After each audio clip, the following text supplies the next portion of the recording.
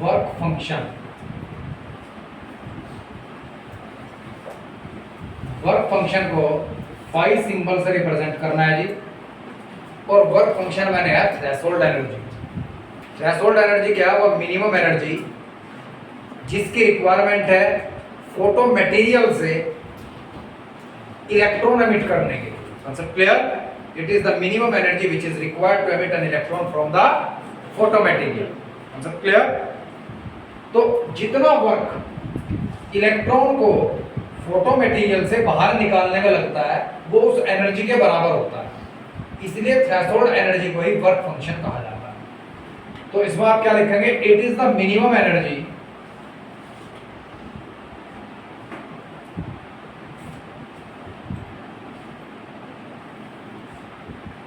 which is required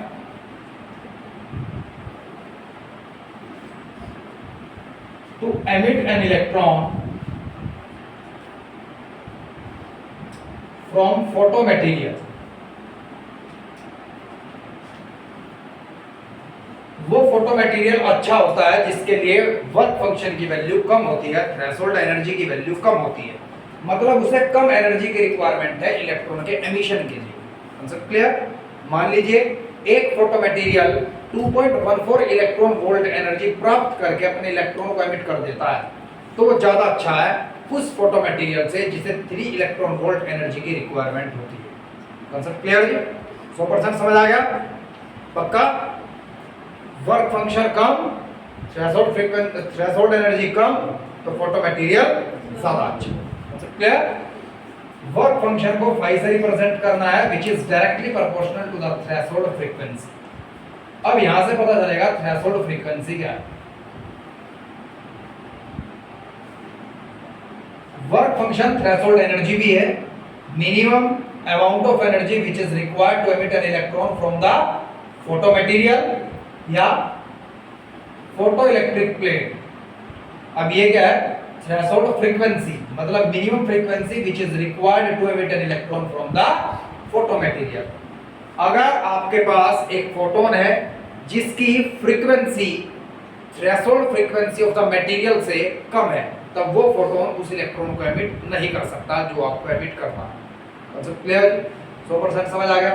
मान लीजिए एक फोटो मटेरियल है, उसकी फ्रीक्वेंसी है 12 हर्ट्ज। तो अगर एक फोटोन है, उसकी फ्रीक्वेंसी है 12 हर्ट्ज, और एक फोटो मटेरियल है, इसकी थ्रेशोल्ड फ्रीक्वेंसी है 13 हर्ट्ज। तो अगर 1 लाख फोटोन भी होंगे वो भी एक इलेक्ट्रॉन को बाहर नहीं निकाल सकते। Concept clear? पक्का? तो आप क्या कहेंगे? अगर frequency of photon threshold frequency of material से कम है, तब एक से ज्यादा फोटोन मिलकर भी एक इलेक्ट्रॉन को एमिट नहीं कर सकते। Concept clear? तो मतलब वो मिनिमम फ्रीक्वेंसी फोटोन के पास होनी चाहिए जितनी फ्रीक्वेंसी की नीड इलेक्ट्रॉन के अंदर वाइब्रेशन पैदा करने के लिए चाहिए और इलेक्ट्रॉन को वहां से एमिट करने के लिए चाहिए। आगे समझ? फ्रीक्वेंसी की भी ऐसा यूनिट हर्ट्ज ही है, थ्रेशोल्ड फ्रीक्वेंसी की ऐसा यूनिट भी हर्ट्ज ही है। अब यहां से आया threshold frequency.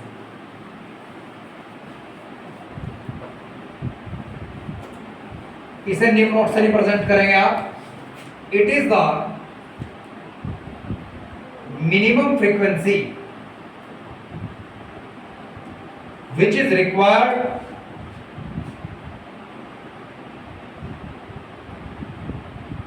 to emit an electron from photomaterial। Photo material से इलेक्ट्रॉन को एमिट करने के लिए जिस मिनिमम फ्रीक्वेंसी की रिक्वायरमेंट होती है, उस मिनिमम फ्रीक्वेंसी को थ्रेशोल्ड फ्रीक्वेंसी कहते हैं। आगे समझ? मान लीजिए आपके पास एक 20 हर्ट्ज की फ्रीक्वेंसी का फोटोन आया और ये एक मेटल प्लेट से टकराया जिस मेटल प्लेट की 10 हर्ट्ज थ्रेशोल्ड फ्रीक्वेंसी थी। तो इसका जो 10 हर्ट्ज भाग होगा वो इलेक्ट्रॉन को एमिट करने में, बाहर निकालने में खर्च हो गया, और बाकी जो 10 हर्ट्ज फ्रीक्वेंसी बचेगी वो फ्रीक्वेंसी काइनेटिक एनर्जी प्रोवाइड करेगी इलेक्ट्रॉन को। कॉन्सेप्ट क्लियर जी? जब इलेक्ट्रॉन के पास काइनेटिक एनर्जी विद्यमान होगी तब इलेक्ट्रॉन के पास वेलोसिटी होगी, इलेक्ट्रॉन चल सकेगा। जब इलेक्ट्रॉन चलेगा तभी वो करंट पैदा करेगा। Concept clear? अगर फ्रीक्वेंसी ऑफ फोटोन भी 10 हर्ट्ज होती और 10 हर्ट्ज थ्रेशोल्ड फ्रीक्वेंसी होती, तब इलेक्ट्रॉन एमिट होता, ग्राउंड स्टेट से एक्साइटिंग स्टेट में पहुंचता, 10 की पावर -8 सेकंड के अंदर अंदर वापस ग्राउंड स्टेट में गिर जाता, कोई करंट एमिट नहीं होता। क्लियर जी? 100% समझ आ गया, क्योंकि काइनेटिक एनर्जी कोई पैदा ही नहीं है। यहां तक समझ आया सभी को? पक्का? अब आप जरा ध्यान देंगे, यहां ऐसा यूनिट जो होगी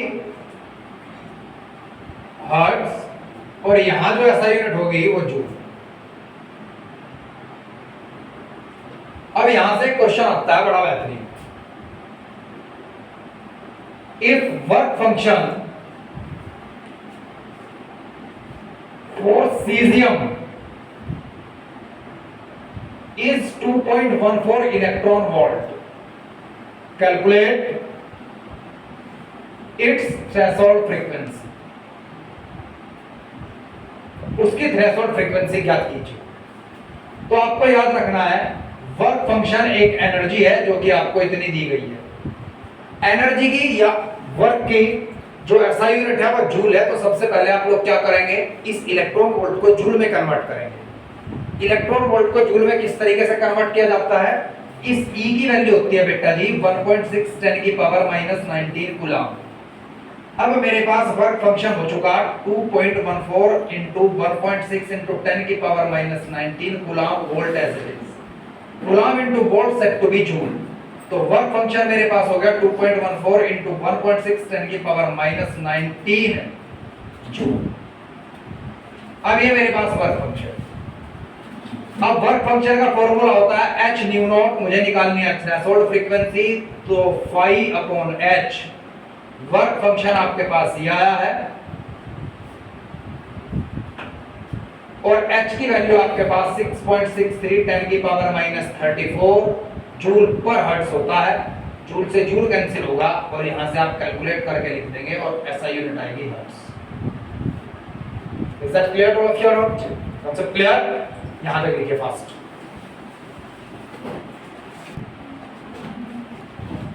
आइंस्टाइन फोटोइलेक्ट्रिक इक्वेशन बहुत इंपॉर्टेंट टॉपिक है, जरा ध्यान से देखिएगा। भाई मैंने मान लिया एक फोटो मटेरियल है और इस फोटो मटेरियल के ऊपर फोटोन गिरते हैं। मैंने मान लिया मेरा फोकस सिर्फ एक फोटोन के ऊपर है जिसकी एनर्जी E = h न्यू है और वो इंसिडेंट होता है किसी फोटो मटेरियल का। ये क्या है? Photo material.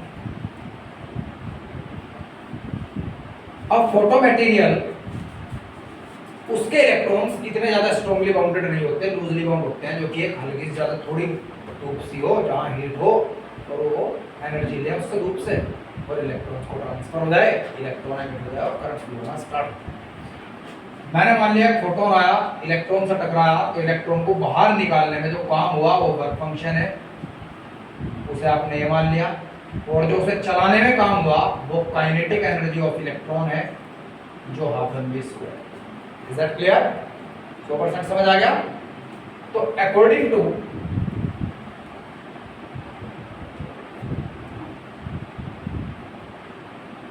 Einstein photoelectric equation,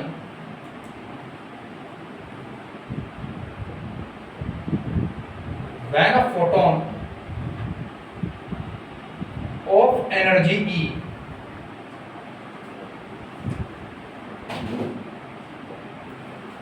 incident on a photomaterial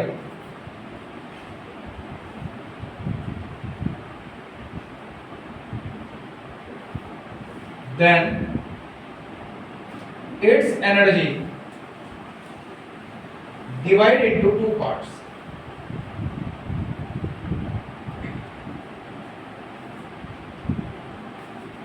जब फोटोन एक फोटो मटेरियल के ऊपर गिरेगा तो उसकी एनर्जी दो भागों में टूट जाएगी।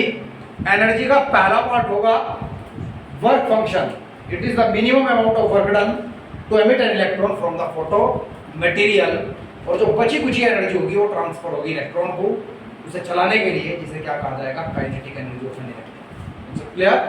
तो क्या लिखा मैंने यहाँ? According to Einstein photoelectric equation, when a photon of energy E is greater than work function, incident on a photomaterial, then its energy divided into two parts. One is the work function and another is the kinetic energy of photo electron. वो जो electron emit होता है उसे photo electron कहा जाता है। तो from law of conservation of energy,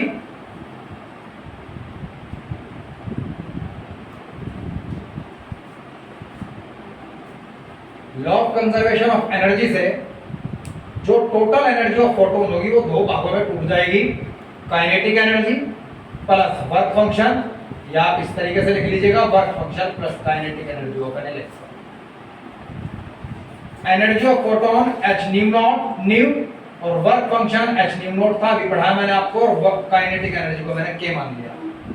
ये इस तरफ गया तो काइनेटिक एनर्जी ऑफ इलेक्ट्रॉन हो गया h nu minus h nu naught और k is equal to h nu minus nu naught. ये हो गया Albert Einstein photoelectric equation. Concept clear है? देखो एकेडमिक में सीबीएसई और आईएससी बोर्ड में ज्यादातर किस तरीके से क्वेश्चन आता है कि एक फोटोन है जिसकी एनर्जी 2.6 into 10 की पावर 16 हर्ट्ज है, जिसकी फ्रीक्वेंसी, और वो फोटोन किसी एक सीजियम मेटल प्लेट से टकराया जिसका वर्क फंक्शन 2.14 इलेक्ट्रॉन वोल्ट है। तो जो इलेक्ट्रॉन एमिट हुआ उसकी काइनेटिक एनर्जी कितनी थी? तो सबसे पहले आप जो सीजियम का वर्क फंक्शन है उसे जूल में कन्वर्ट कर लीजिए, और जो फोटोन है उसकी आपको फ्रीक्वेंसी दे दी गई, उसकी h से मल्टीप्लाई करके टोटल एनर्जी ऑफ फोटोन निकाल लीजिए। अब टोटल एनर्जी ऑफ फोटोन में से आप वर्क फंक्शन घटा लीजिए, आपके पास kinetic energy of photo electron आएगी जो इलेक्ट्रॉन एमिट हुआ है सीजियम की मेटल प्लेट से। दूसरी बात, अगर थोड़ा सा टफ सा पेपर आ गया तो क्या पूछा जाएगा? Calculate the velocity of the electron which is emitted from the photo material. तो इस काइनेटिक एनर्जी को आप किस तरीके से लिख सकते हैं? Half m v square. Frequency nu है, थ्रेशोल्ड फ्रीक्वेंसी न्यू नॉट और ये v। तो वेलोसिटी ऑफ फोटो मटेरियल, जो फोटो मटेरियल से इलेक्ट्रॉन एमिट हुआ, photo electron, velocity of photo electron किसके बराबर होगी? 2h अपॉन m, और सब पे रूट आ जाएगा new minus, it is the velocity of the photo electron. Answer clear? फिर आपसे पूछा जाएगा किसी भी एक मटेरियल की आपको थ्रेशोल्ड फ्रीक्वेंसी दे दी जाएगी, एक फोटोन की एनर्जी दे दी जाएगी, क्या कहा जाएगा? क्या ये फोटोन इस गिवन फोटो मटेरियल की सरफेस से इलेक्ट्रॉन को एमिट कर सकता है? तब आपको देखना है कि आपको थ्रेशोल्ड फ्रीक्वेंसी ऑफ मटेरियल दी गई है, उसके h से मल्टीप्लाई करके देख लो। वर्क फंक्शन अगर फोटोन की एनर्जी से कम आया तो एमिशन होगा, अदरवाइज नहीं। क्लियर? 100% समझ आ गया? ध्यान रखिए।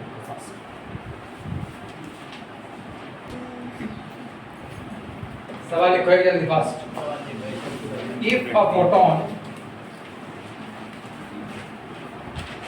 of frequency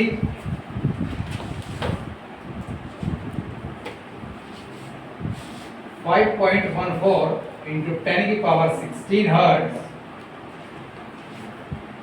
incident on cesium plate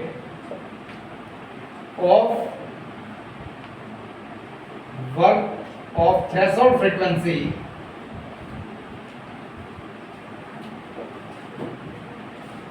आप थ्रेशोल्ड फ्रीक्वेंसी सीधा लिखिए of work function 2.14 electron volt. पहला क्वेश्चन है जिसमें डज फोटोन एमिट इलेक्ट्रॉन, इसका आंसर देखो किस तरीके से कैलकुलेट करेंगे सभी। सबसे पहला आप या तो इस फ्रीक्वेंसी के साथ मल्टीप्लाई कर दीजिएगा h की और इसे जूल में कन्वर्ट कर लीजिएगा। अगर ये ज्यादा है तो आंसर यस है, अदरवाइज नो, ज्यादा ही ठीक है, क्योंकि थ्रेशोल्ड फ्रीक्वेंसी सीजियम में लगभग 10 to the power 14 to 15 hertz के ऑर्डर की होती है, 14 टू 15।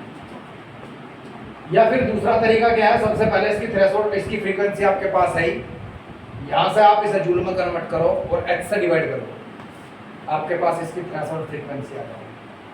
थ्रेशोल्ड फ्रीक्वेंसी अगर कम हुई इस फ्रीक्वेंसी तो आंसर यस, अदरवाइज। फिर सेकंड क्वेश्चन मैंने दे दिया, what is threshold frequency of caesium. तो मतलब बेहतर यही होगा कि आप इसे जूल में कन्वर्ट करें और उसकी थ्रेशोल्ड फ्रीक्वेंसी कैलकुलेट कर लें और थ्रेशोल्ड फ्रीक्वेंसी आ भी हो जाएगा, तो आप बी ऑप्शन का भी आंसर मिल जाएगा। फिर सी है जी, if electron emit calculate its velocity, उसकी वेलोसिटी कैलकुलेट कीजिए। अब आपके पास न्यू है, न्यू नोट यहां निकल जाएगा, h की वैल्यू फिक्स है, मास ऑफ इलेक्ट्रॉन 9.1 10 की पावर -31 kg। तो वेलोसिटी कैलकुलेट करने के लिए आपके पास जो अभी मैंने इक्वेशन बनाई थी उसमें वैल्यू रखिए और आंसर निकालिए। कंसेप्ट क्लियर ना? याद रखिए फास्ट, जल्दी कर सकते।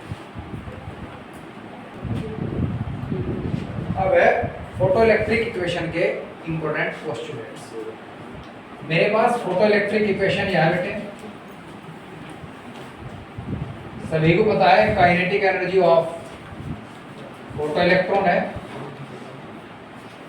ये प्लैंक कांस्टेंट है,